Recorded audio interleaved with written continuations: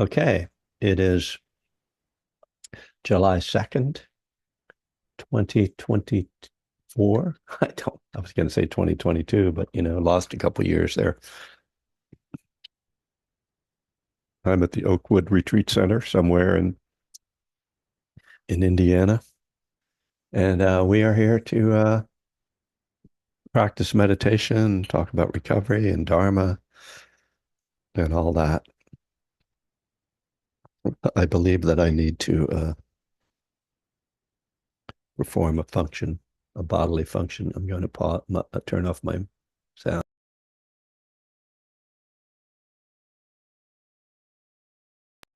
Okay, then. So, I'm trying to figure out this chair. Well, all right, it'll work. So we're gonna sit for 20 minutes.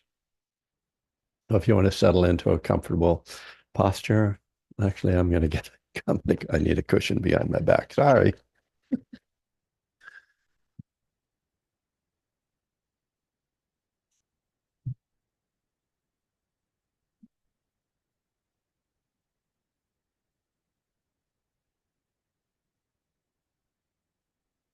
Try again.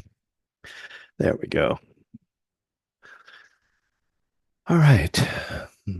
Someone else in the waiting room. Let him in. All right, just settling into your posture. Close your eyes or just lower your gaze. Just letting the body come to stillness. And even that initial moment of stillness is a interesting moment to just feel, the things that are going on in our body, just ordinary sensations. Most of the time we don't pay attention to them. So just to stop and be aware of how you feel right now is a good mindfulness practice. Just brings you into the present moment nicely in a kind of easy way, not trying to force some kind of meditative experience, just feeling yourself sitting.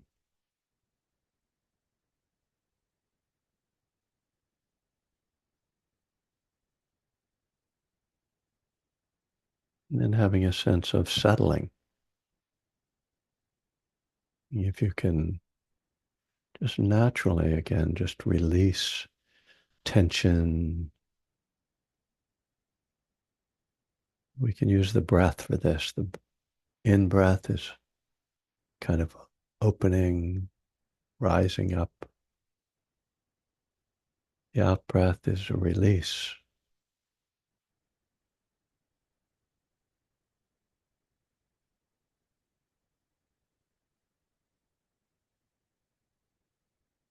And that naturally leads to awareness of the breath,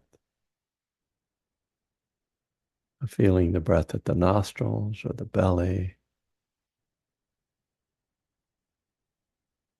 or really as a holistic experience, the whole of the breath. However, it's easy for you to connect with breathing.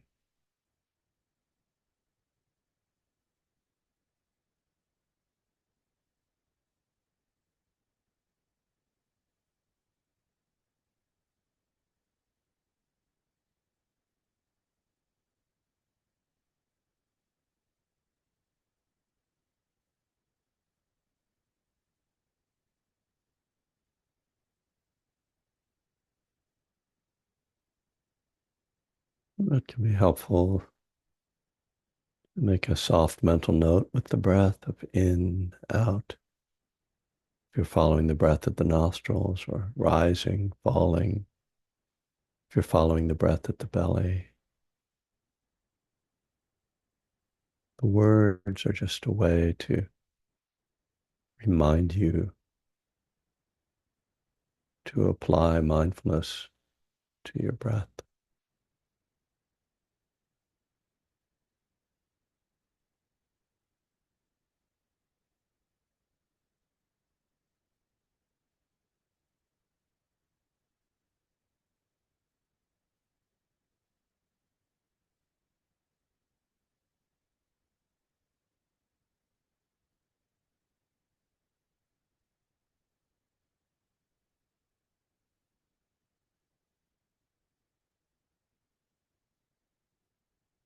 There's very commonly thoughts that continue to move through the mind.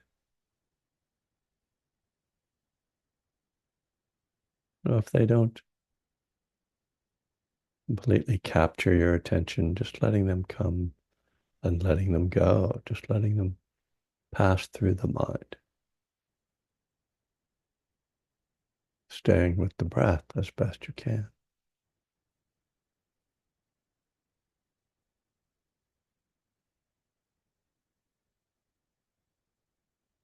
If you find yourself completely caught up in thinking, losing touch with the breath and the body,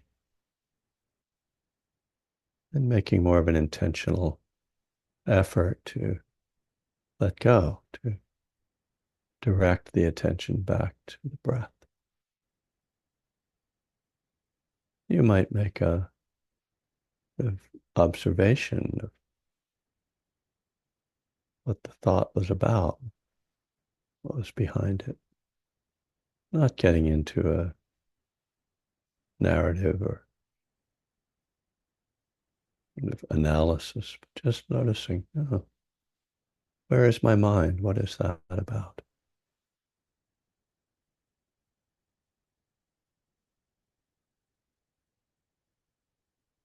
But then reconnecting the breath.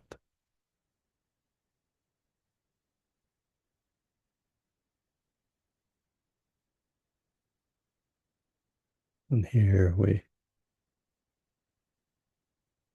start to pay attention to the particulars of the sensations of breathing,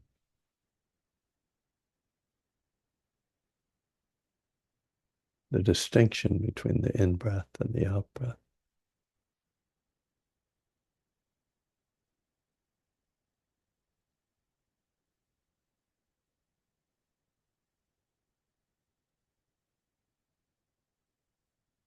The breath deep or shallow, smooth or coarse.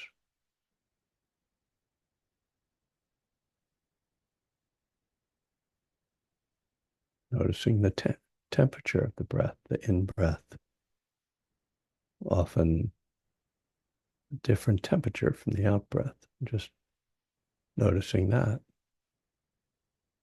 We're noticing all this in order to strengthen the concentration in an organic way without straining or striving. Just bringing curiosity to the experience.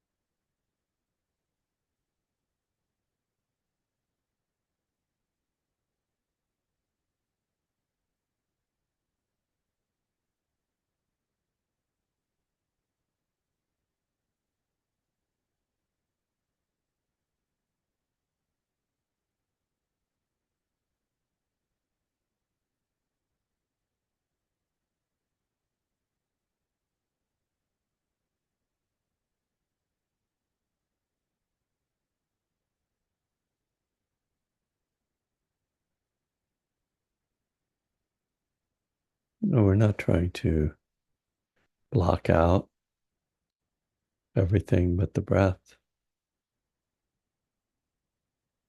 We have the breath in the foreground of our awareness. But if other aspects of experience come forward, we explore them as well. Right?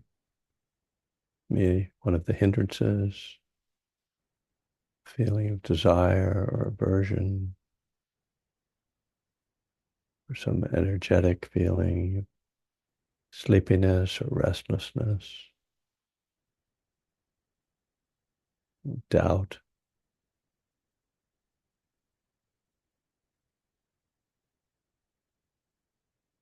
or it might be on a felt level, a mood or emotion that's underneath the mind state, realizing that there's some mood that's influencing our thoughts and our attitude in this moment. And breathing with that, feeling that, not trying to push that away or transcend, just being with these experiences, however they arise, fearlessly,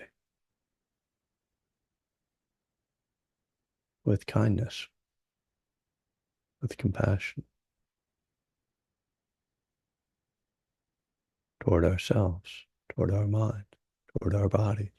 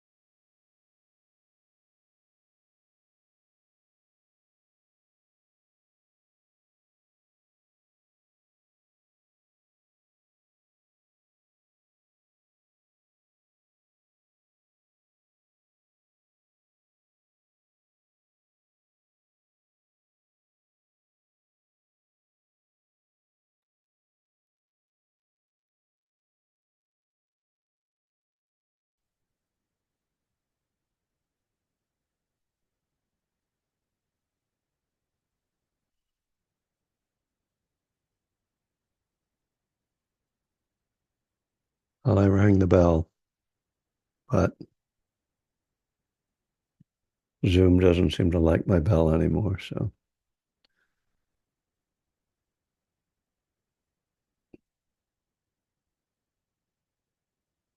it didn't come through, did it? The bell.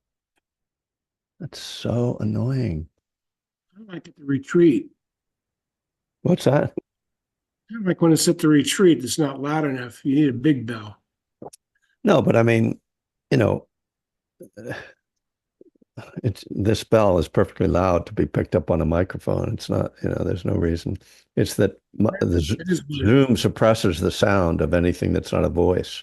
That's right. Yeah. Kevin, I was going to just say the same thing. When I've been running my meditations, the same thing. I got a little song bell and I was ringing it for 2 years before people told me they never heard, heard the Yeah. thing. So I don't know. Whatever. So, Well, it used to work when they had the thing where you turned the musician sound on, oh, okay. uh, but uh, but they changed the interface. And anyway, all right, such problems. I know some people use the Insight timer bell, and if that's on your computer, I think it might play. Well, Spotify. I was on a little retreat and they use Spotify. oh, really? Yeah, yeah. They have, if you look up bells and stuff, you Right, can. right. Good. Thank you. I'll see about that. So it's interesting for me, like it's 1 o'clock here, and it's just I'll tell you, my energy meditating is so different from how it is at 10 o'clock in the morning. At 10 o'clock in the morning, I'm clear. 1 o'clock in the afternoon, I was ready to fall asleep. It's amazing how, uh, so just that's why I always suggest to people like, really, when you're working on your, kind of establishing a meditation practice, notice what time of day you're able to stay alert and meditate at that time of day. Like people will meditate right before they go to bed, and that's not really that helpful, in my opinion. So, for those of you who are following along, last week, from the lobby of the B.B. King Museum, where I was teaching from, I was trying to remember this particular quote from the Simile of the Saw. So I've got it in front of me now. I don't have to remember it. Memory being what it is. Oh, thank you for letting that person in. Hang on a second. Okay. Let's hope that little bit of caffeine stimulates me. So this is uh, from the Simile of the Saw, and it's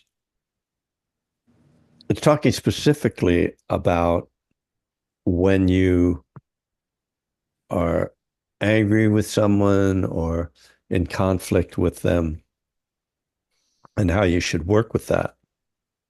And this is what the Buddha says. You should train thus. Our minds will be unaffected, and we shall utter no evil words. We shall abide compassionate for their welfare, with a mind of loving kindness, without inner hate. We shall abide pervading that person with a mind imbued with loving kindness, and starting with them, we shall abide pervading the all-encompassing world with a mind imbued with loving kindness, abundant, exalted, immeasurable, without hostility and without ill will. So, I find this passage both helpful as as guidance, and also, poetic and beautiful as literature. So I want to go through it. First of all, it's interesting that the Buddha he's he's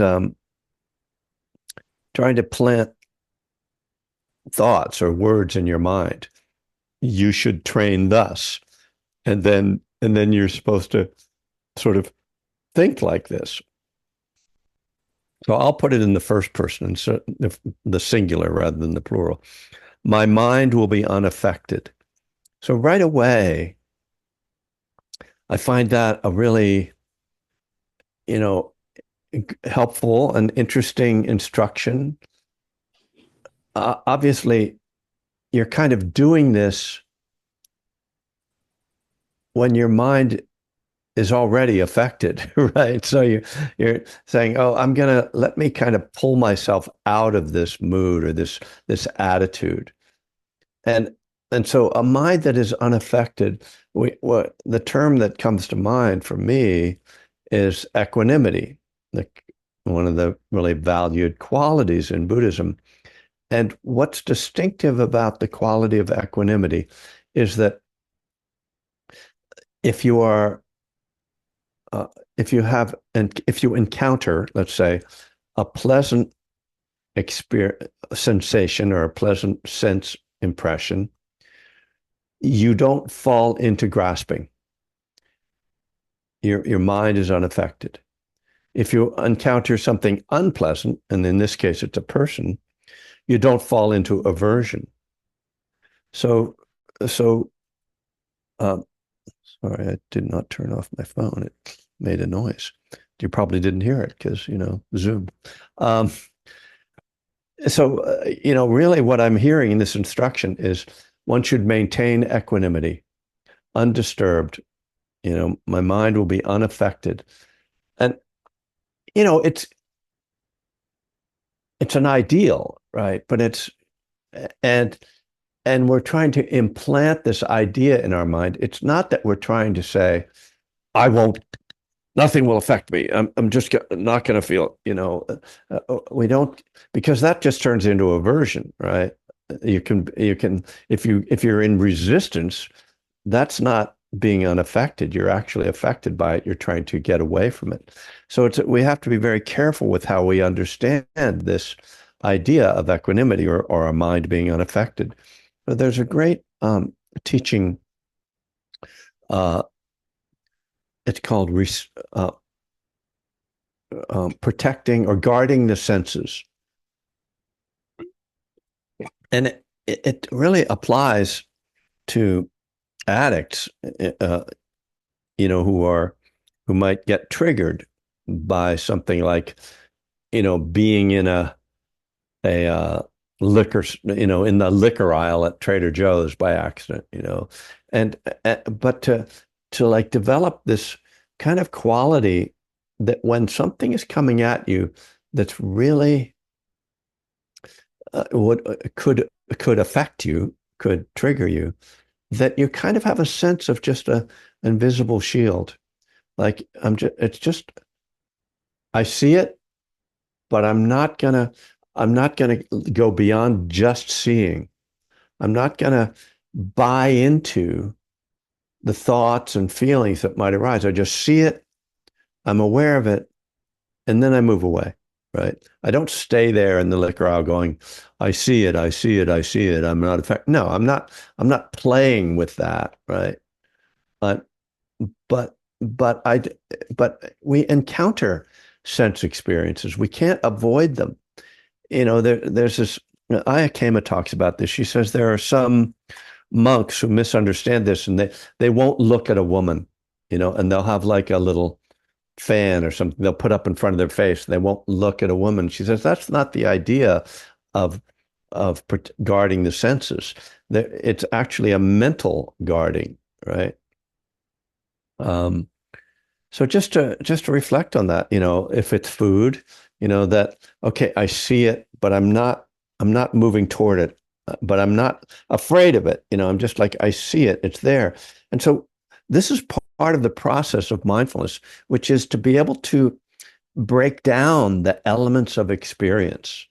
It's a critical piece of mindfulness to realize that there are these elements of experience. Our ordinary mind just sees it as like this is happening, But with mindfulness, and we see this in meditation, you realize there is the object, and then there is the perception, the seeing or the experience. I'm just using vision because that's an easy one. The seeing or the smelling or the hearing of the object. After that come there's that first impression. It's either pleasant, unpleasant, or neutral. Now you can't do anything about any of those things. If your eyes are open, you're going to see things and you're going to have feeling, pleasant, unpleasant, or neutral reaction to it. But right there is where the trigger goes. The trigger that pushes you into wanting or not wanting, into desire or aversion. And that's where, if we are mindful, we can see, oh, that's happening right now. I don't have to engage in that. And that's the wisdom, right? The wisdom of understanding that this is not an automatic process. I am not forced into it. I'm not a victim of my senses. I can make choices in this moment. And so mindfulness gives us this choice to turn away, to not engage. I see it, I'm not engaging. So the first line, our minds will be unaffected. And you know, this is what's beautiful about the suttas. There's so much in it, right? And that teaching alone is enough for so much that we can gain so much from working with that. So the next line is, "We shall utter no evil words." So this, I have added a line to this for my own uses, where I say, I shall utter no evil words, nor harbor unwholesome thoughts. Because to me, it's not enough to not say anything. I also need to not get caught up in my mental reaction, because we're talking here about someone that we're angry with or that we're getting triggered by, right, in a negative way. Trying to have my mind be unaffected, and I'm not going to get into that story. No harbor, no evil thoughts. So this whole passage progresses. Now it says, "We shall abide compassionate for their welfare with a mind of loving kindness, without inner hate." So this one of the things that the Buddha does in this passage and in this sutta is that he moves between cultivating loving kindness and letting go of anger. And I just think, and if you're familiar with my book, Living Kindness, this is a really important distinction. When we teach loving kindness, there can be this idea that, oh, I'm just supposed to love everybody. And it's like, you get to a point where you're like, yeah, well, there are limits, And that's why I really like the idea of, okay, just don't hate them. And the Buddha, again, kind of goes back and forth with these.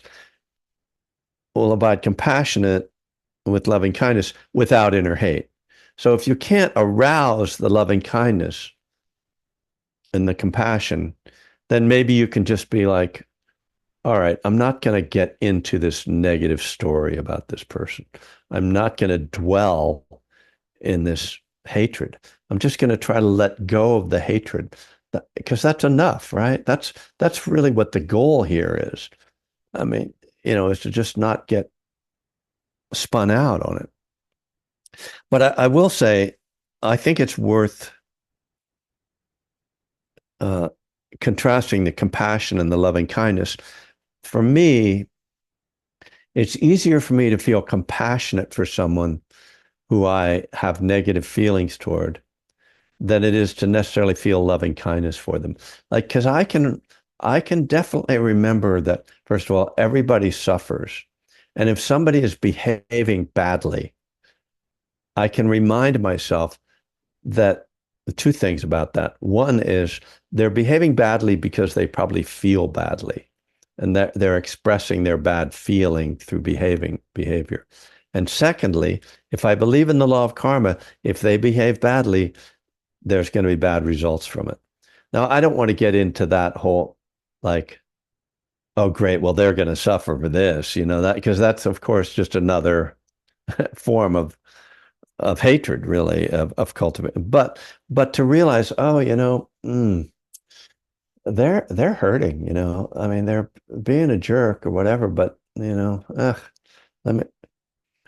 So just, and that's very different from me from, oh, may they be happy, may they be peaceful. Like that to me is sort of like the hardest thing to get to with the difficult person, which is what we're kind of talking about here in the traditional loving kindness framework of like the, you know, the dear one, the neutral one, the difficult one. This is basically about working with the difficult one. And now he goes into this section, which is so beautiful. I shall abide pervading that person with a mind imbued with loving kindness. So, you know, this is very, you know, of kind of a visualization, but also like a heartfelt uh, sense of giving, of offering. Someone asked me, what does imbued mean? And, you know, I had a sense of it being this thing that's like you're filled with it. And but I looked it up, and one some part of its uh, etymology, part of its the root of the word has to do with water, and so with being, you know, so we think about like a sponge being filled with water, right? Kind of imbued, and and that's the language that the Buddha uses when he's talking about the jhanas, the deep meditation states. He talks about you uh, steeped, drenched, you know, and it's the language is often what like liquid. And I find that interesting, you know, maybe because I'm a Pisces, but you know, besides that, like the there's a connection for me between like the fluidity of this of these feelings. Like emotions are often, you know, described in kind of liquid terms, and the so this kind of fluidity and this idea that you're going to imbue something or steep something, drench it with loving kindness, or drench it with, in the case of the jhanas, with rapture and happiness. So it's this can be a very helpful kind of felt visualization, if there is such a thing, in your meditation. If you're if you're if and not maybe all the time, but if you are having a good sitting, let's call it a good sitting, where the mind is pretty settled and you're kind of feeling pretty grounded, to start to have a sense of like having yourself be filled with this energy, filled with calm or filled with loving kindness. And you, just as the Buddha says, he says, we shall abide pervading that person with a mind imbued with loving kindness. So starting with yourself, pervading yourself with loving kindness, filling yourself. Uh, So if you can tune into that, I know that's not going to be a sense that everybody is going to connect with, but I find it very helpful to kind of connect with this feeling of being filled up and permeated and drenched with these qualities.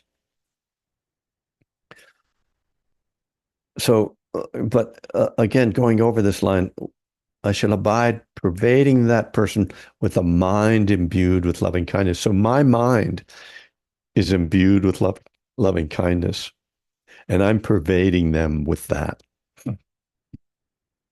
But then he takes it, you know, beyond this individual. We're working with this difficult person. But then he says, and starting with them, I shall abide pervading the all-encompassing world with a mind imbued with loving kindness. So, you know, it kind of, you know, starting with this difficult person, but then the sense of, you know, just radiating outward, right? The all-encompassing world. And then we find, then again, this other beautiful phrase, abundant, exalted, immeasurable.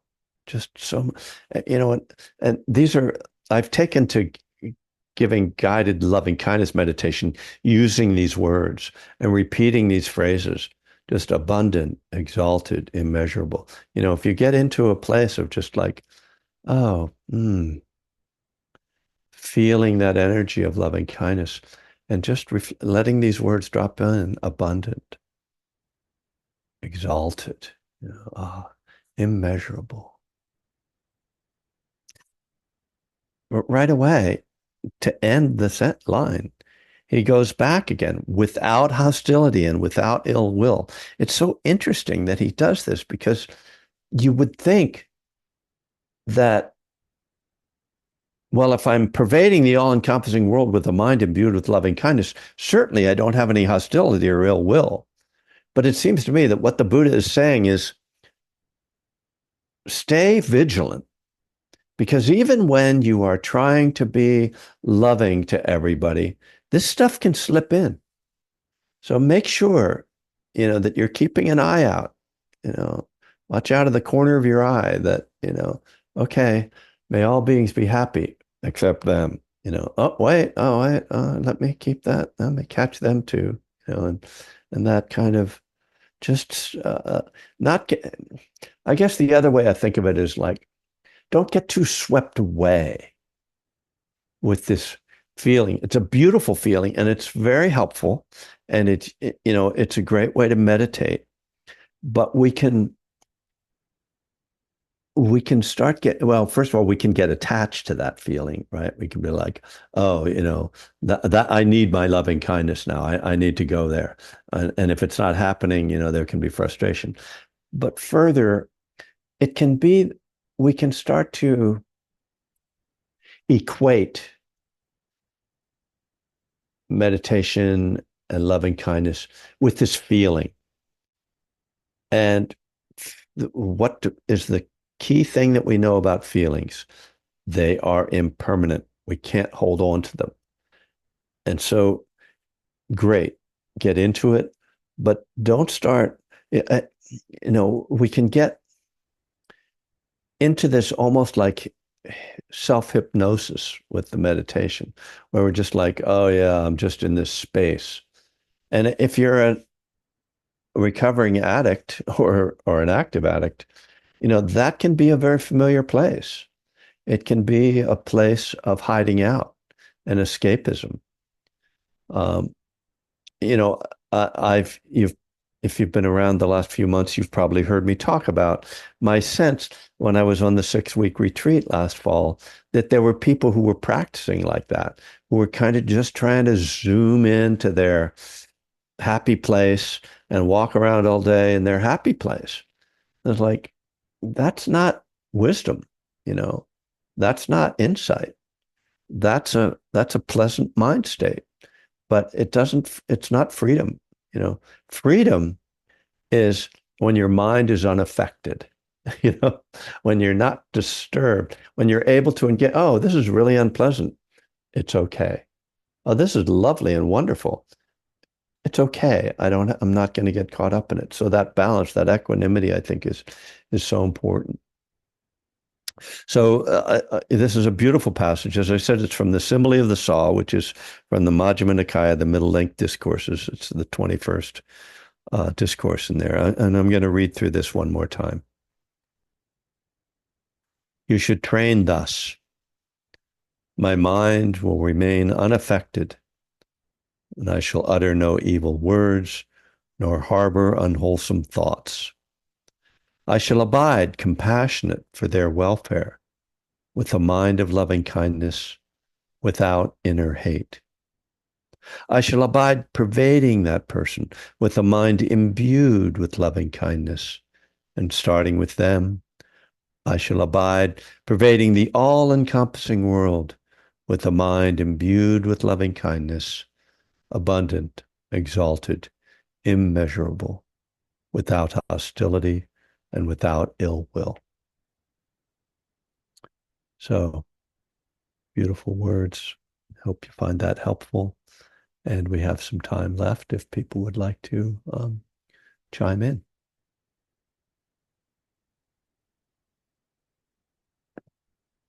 Yeah, there you go. Robin, hi. Hi. So I have two questions. Okay. One, the saw simile, later in that simile, doesn't the Buddha talk about having loving kindness when someone is actually using the saw to remove your limbs? Isn't that That's where the title of the sutta comes from, and that's the most famous line in it. Even if bandits were sawing off your limbs one by one with a two-handled saw. I actually have that here. Even if bandits were to sever you savagely, limb by limb, with a two-handled saw, one who gave rise to a mind of hate toward them would not be carrying out my teaching. Yikes. Well, That's this is why I maintain humility yeah. in regards to these teachings. This is one of the reasons I do, and recognize that I have not fulfilled the Buddhist path. I'm still on it, but you know, it's enough to work, until and unless you're faced with that situation. We can, I think, just work with this idea of letting go of hatred. And it's when the Buddha talks about hatred, he's so vehement about its destructive impact on us. He says it's really creating suffering for you, that hatred, and that, so it's never worth doing. It just considers it to be a useless state.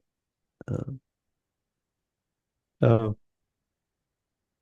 yeah, it's more like, what an order! I can't go through with it in truth, right?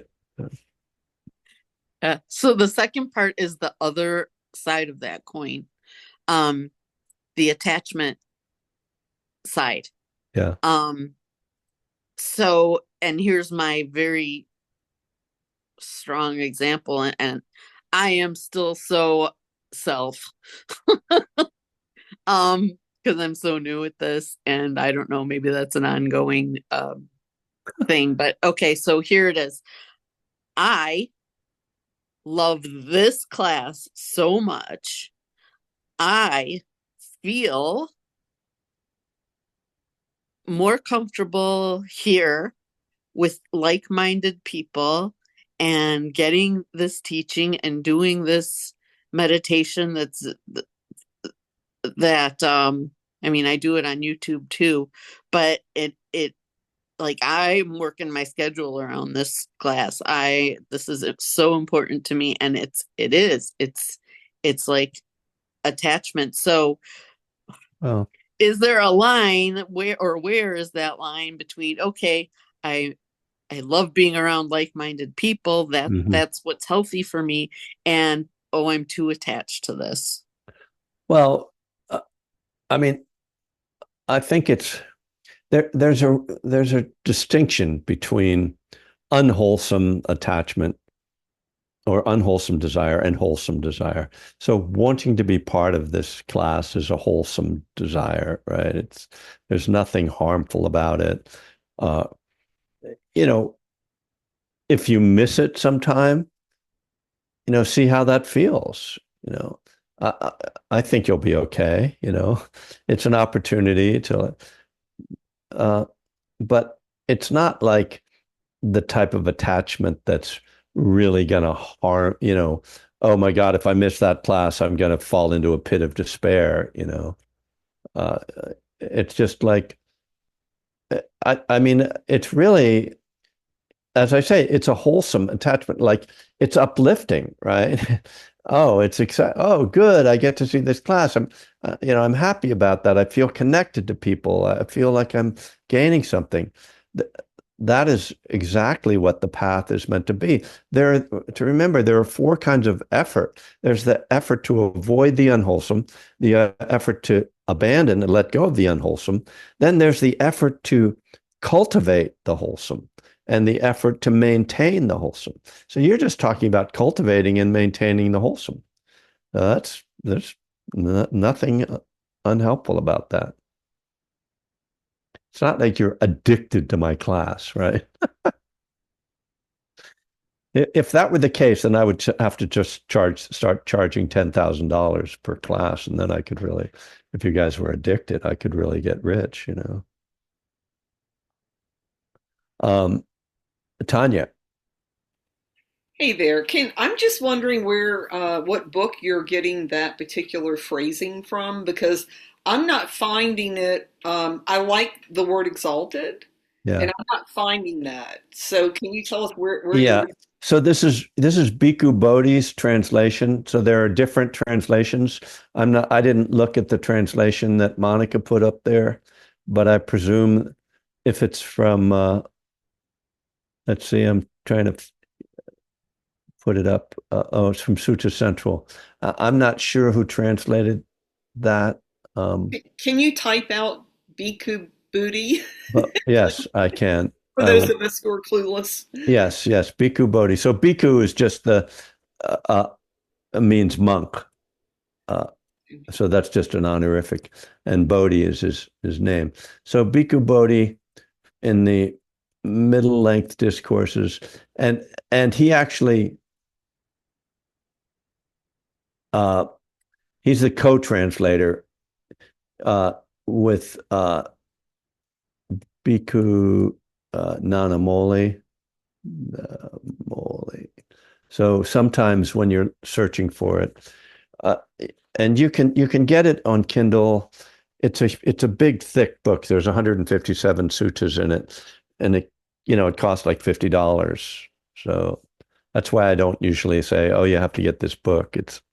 But yeah, I mean, people have preferences with different translations, and I simply was exposed to uh, Bhikkhu Bodhi's translations first, and I'm kind of too lazy to like get into other translations.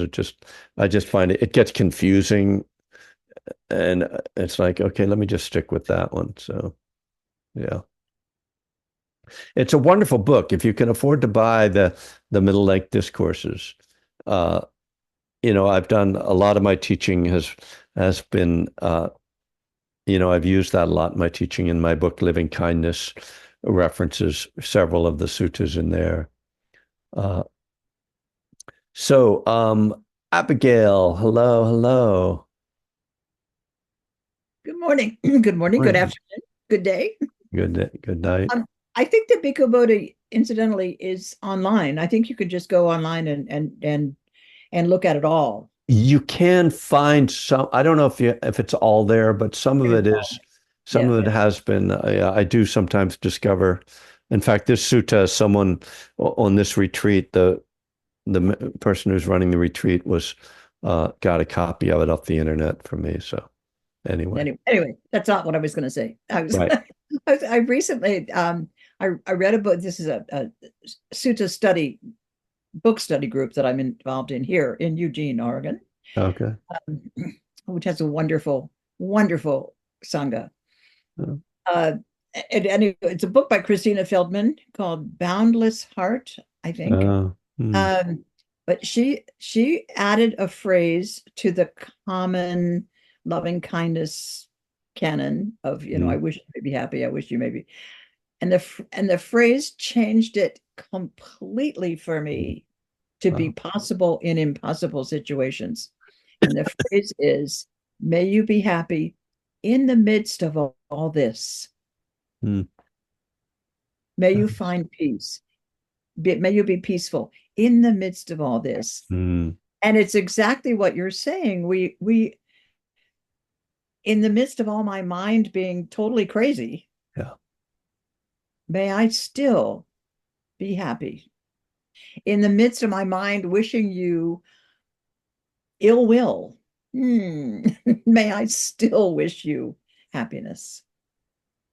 And it just for a reminder, in the midst of all this. Yeah, I love that. That's beautiful.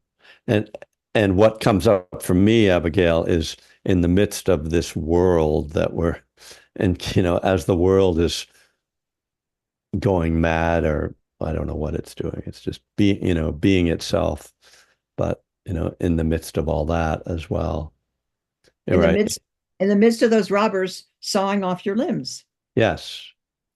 So internally and externally, in the midst of the internal and the midst of the external. Yeah, Right. that's great.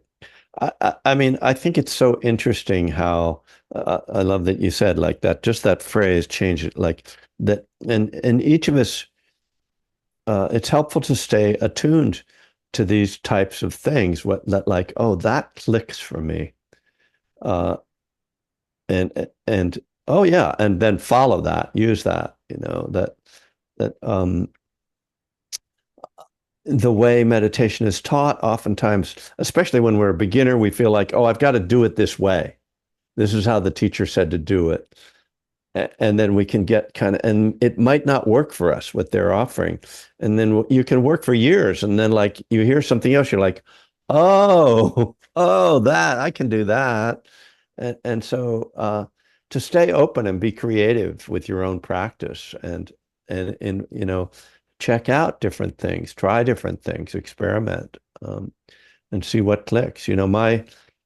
My practice has changed radically over the years. I mean, the ordinary person, if I described it to them, it wouldn't sound very radical to them, but to me, it's radical. And but certainly the way I offer meditation is very different. Like I used to offer a much more kind of structured way of meditating, and these days I just kind of like throw it out there, like, all right, sit, feel. What are you feeling? What's showing up? Well, feel your breath. Let there, be, you know, let there be space in your mind. Um, and that's not going to work for everybody either. Like some people need something very structured. And certainly when I started to practice, I wanted something very structured because the idea of like, oh, just sitting there was like, well, what am I supposed to do? It was only after years of practice that it was like, oh, I could just sit here. I don't really have to do a lot. But in the beginning, I was like, okay, in, out, thinking, hearing. And I would just do all that noting and and that helped me to get through it, because really the most important thing is to just practice. The form that you take on isn't nearly as important as the fact that you do it on a regular basis. And so whatever supports you in your practice, as long as it's not harmful, wishing ill will, for instance. Well, oops. Thank you all for showing up. I'm really glad that I was able to get here and get set up on the Zoom, on the Wi-Fi here, and see you guys. I kind of, several days. I've been planning to like be here at the right time, and I had to made sure I had the password. So, uh, and I'll be back home tomorrow. Not tomorrow, sadly, uh, for next Tuesday, and hope to see you all then. And keep practicing. And the Friday night class at 5 o'clock still goes on without me. So hope you guys hanging out there. For anybody who tried on Friday, we couldn't sign Oh in. yeah, that was my fault. Yeah. I was using Zoom. Yeah, So we apologize for that, but I apologize. okay. Yeah, It'll all work out in the end. I've started I've just started now to have a Zoom meeting that I offer to the people that I have been on retreat with. So that was for the people I was on retreat with last weekend. And so I'm going to set up something next week as well, but it won't be at that time. I'll make sure to avoid that time. Yeah. All right. Peace, everybody. Thank you, Kevin. Donate Thank you, all your Kevin. money to the Democratic Party, and then we might be able to. Thank From your you, mouth to Kevin. God's ears. Yes. Yeah. All right. Thank you. Bye. Thanks, Thanks, Monica. Kevin. Take care of yourself, okay? All right, Bill. Good to see you. How's your